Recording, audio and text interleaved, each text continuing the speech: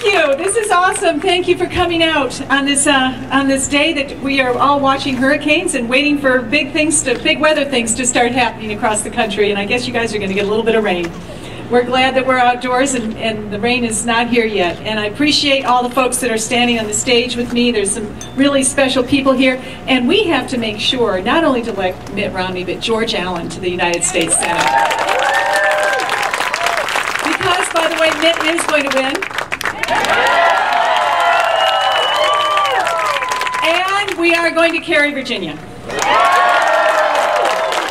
And for Mitt to get there, he needs George there too, because we got some work to do once we get there. We have a lot of work to do, and we can't do it unless we have a real strong senator from Virginia to help us out. So we're excited to have George standing with us. Mitt would love to be able to say again to all of you folks in Virginia, do the right thing and elect George Allen as your next United States Senator right here in Virginia. So we're counting down. We've got, what, 10 days left. And the way I count, I don't count weekends, so we got 8 days left. But let's get out and vote. I know it's important. It's early voting has started, so you all can start making a difference already. You never know what weather's going to bring. We know a hurricane's coming, but you never know what's going to happen on Election Day, so it's nice to, when you have a nice day like this, to get out and actually do your civic responsibility. It reminds me of civic responsibility when I was being introduced the other day by Barbara Bush, which was a real treat. By the way, she's exactly what you would think. Outspoken, blunt, and just adorable. She's so wonderful. She's not getting any younger. And she said something very interesting when she was introducing me. And by the way, she was introducing me at a fundraiser in Houston, Texas. And so people that had come had all just done something, and they'd given, they'd contributed. And she was chastising them. And I thought, only Barbara Bush can have people come and do something for you and say, guess what, folks, you're not doing enough. And I thought, wow, that's amazing. And she said something interesting. She said, this is the most important election of my lifetime.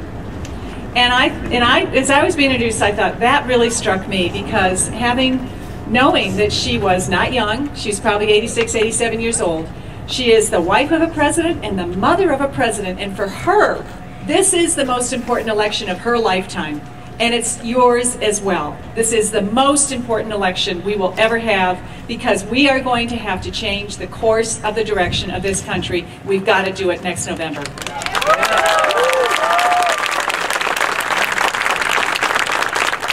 I think some of you may know this as well, is that after having run the first time, and after Senator John McCain won it fair and square, I got a video camera out and made a recording. I made it for my husband, and in that I said this, and Cindy knows exactly this sentiment, by the way, too. She and I share this sentiment.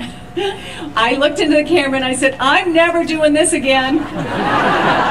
And Mitt, I showed it to Mitt, and he laughed, and he said, you say that after every pregnancy. He had me there.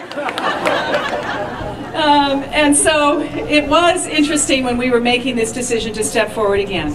How we knew as a family what it meant to go and put yourself on the line. By the way, it is not fun as a family member to watch your husband get criticized, unfairly maligned, lied about, just everything that goes on in a political season that is so unfair, and is unfair to so many of the family members. So we knew how tough this was going to be to go forward again. So when it came time to make the decision the next round, the first time, all my boys, all five daughters-in-law, thought it was just a grand idea. The second time round, none of the girls are in, and 4 of the 5 boys are like, nuh-uh, this is too hard for the family. And yet, this was the question I asked Mitt, and this was the determining factor for me. And I said, I understand the primary season is going to be hard. I get it. I understand it's going to be difficult to beat an incumbent president. I get it. But tell me this, Mitt, is it too late to save the country? Because I don't want to go through all of that and know that after we do all of that, that it's just too late. And he thought, and he paused, and he said, you know what, it's growing late, but it's not too late yet. He said, that's all I need to know. I'm sorry, Mitt, guess what? You have got to go do this again.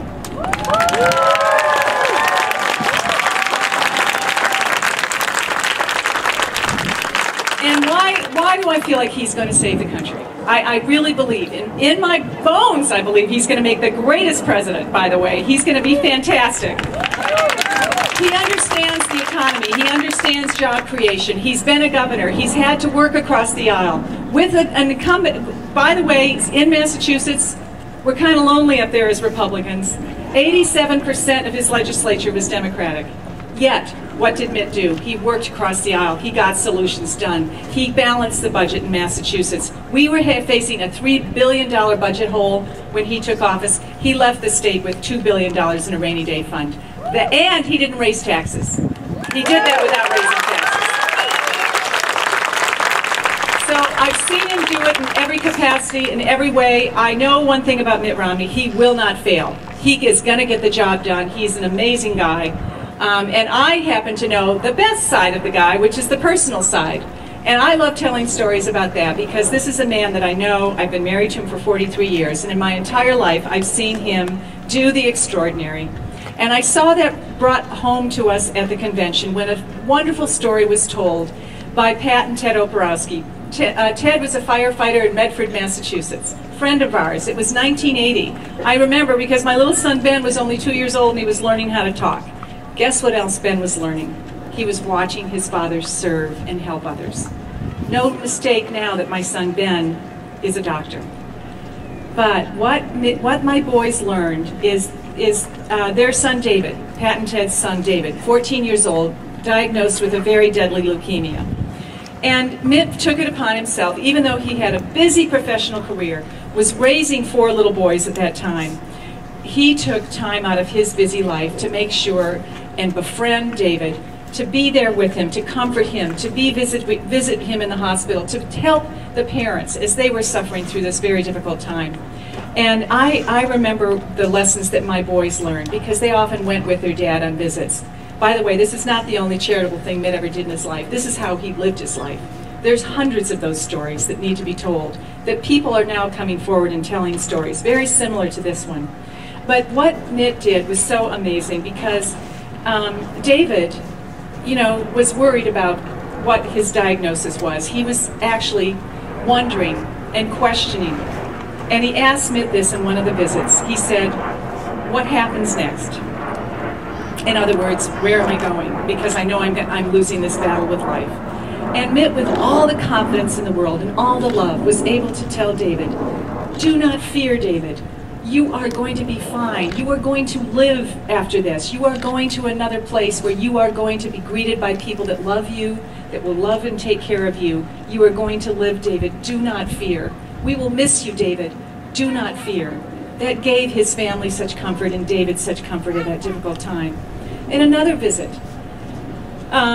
Mitt discovered that David loved fireworks. And in one of the rare times, David was in and out of the hospital 6 or 7 months, in and out all the time. And one of the times when he got out, Mitt was able to know that David loved fireworks. So Mitt bought him a huge box of fireworks and was able to have a moment of happiness in David's life where he was able to, in one of his healthier times, be able to go and shoot off the fireworks.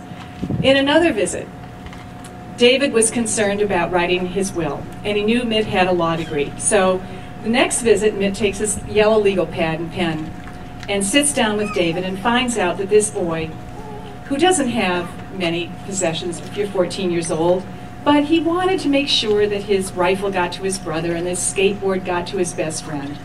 Mitt was able then to write the will for David, make sure that David's affairs were settled. The very last request that David made of Mitt was his hardest of all, and his last request. And it's after they developed this unusual friendship, he asked Mitt to give the eulogy at his funeral, which Mitt did. That's the character of the man that I know. That's the kind of person that needs to sit in that chair, in that office, and always do the right thing. Do the right thing for America. Make the right choices. That's the person that you can count on that will do the right thing always.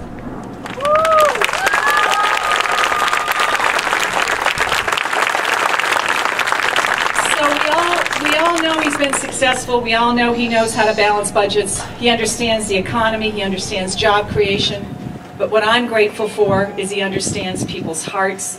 and he truly cares. This is a man that cares, that is doing this for that reason.